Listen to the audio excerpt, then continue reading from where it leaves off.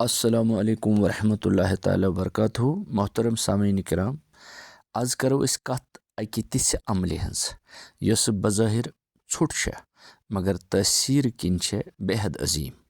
तो सो अमल इस्तगफार यानी अस्तगफिरुल्लाह परुन, अल्लाह ताला संदिस हजूरस अंदर बार बार पन्न गुनहन मगफिरत मंग।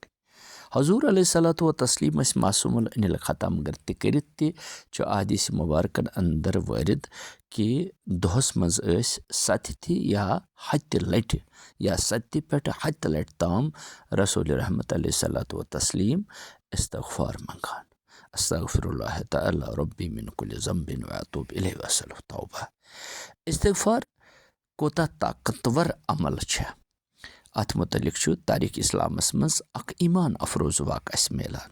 अजीम मुहद्दिस तो फ़िक़ी हज़रत इमाम अहमद बिन हम्बल अलैहि रहमा सफ़रस आसान पकान पकान वत अकिस बस्ती मज तो शाम सपुद मुनासिब जोनुक न कुन जोन बस्ती मज नीरित सफ़र जारी थावन।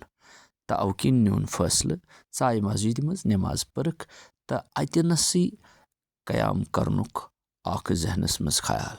तो युथु अमि नीस वीट मस्जिद हुंद खदिम आव तो तम वोन सारी हज द्राय तुह ति नीरियो ये कंस वपरस मस्जिद मज रातस ठहरनुक इजाजत दिवान। यह बूजित हेज हजरत इमाम अहमद बिन हम्बल अलैहि रहमा मस्जिद मज नेरनच वत तो न्यू फैसले जि मस्जिद हंदिस ब्रांदस पे या मस्जिद हंदिस सहन पाकस मज थवन तशरीफ। मगर अत बनो मस्जिद हुंद खदिम तो मस्जिद हुंद मोजिन इमन रुकावट तो दिथोक न अमुक त इजाजत। तान द्राव अपर अमी बस्ती हुंद अख गरीब कांदुर अमिली इमाम अहमद बिन हम्बल अलैहि रहमा वुच प्रजनोबुक न जानहस सिर्फ खुदाय सुंद पोछ समझित कोरुन दरखास्त जे हरगा तुई मुनासिब समझिव तो इन तो म्योन घर तशरीफ। रातस गई इमाम अहमद बिन हम्बल अलैहि रहमा ज़बरदस्त खदमत तो सुबह येली कांदरन ओट मांडन लोग ओट मांडान मांडान उस बार बार इस्तगफार परान ओट मंडित चटिन अटिस रेंज तो प्रथ रेन चटने विज इस्तगफार परान रेन चटित बनायन चौचे यम लाजन तंद्रस और कजन पैत तो हर विज जबान पे इस्तगफारुक विरुद्ध थवित। इमाम अहमद बिन हम्बल अलैहि रहमा नखतल यह सोरे वुछान तमो कोर अर्ज तुवा ये इस्तगफार महज जबान सत करान कन जल छो अमि इस्तगफारच बरकत त वुचमस।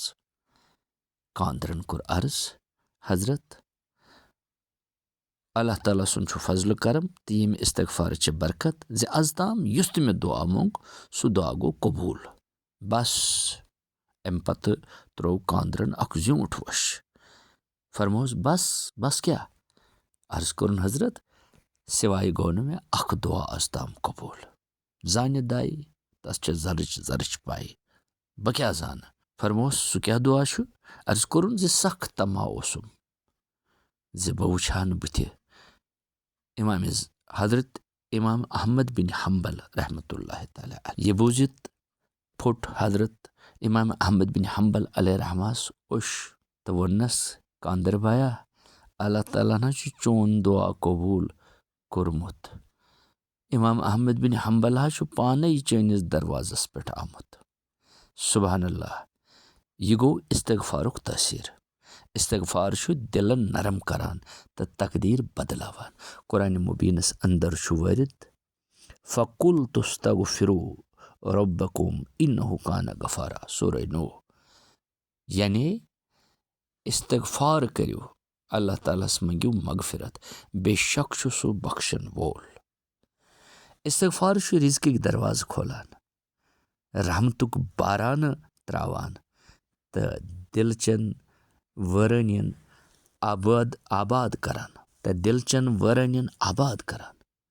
वलियो दोस्तों आज करो अहद जे आसो इस्तगफार पन्ने कलामच जीनत बनावान जे रोजो हमेशा इस्तगफार करान युत जे सानन गुनाहन चन गछ सानन दिलन हुंद जंगार मिटे तो सन रूह गसन ताज़ा।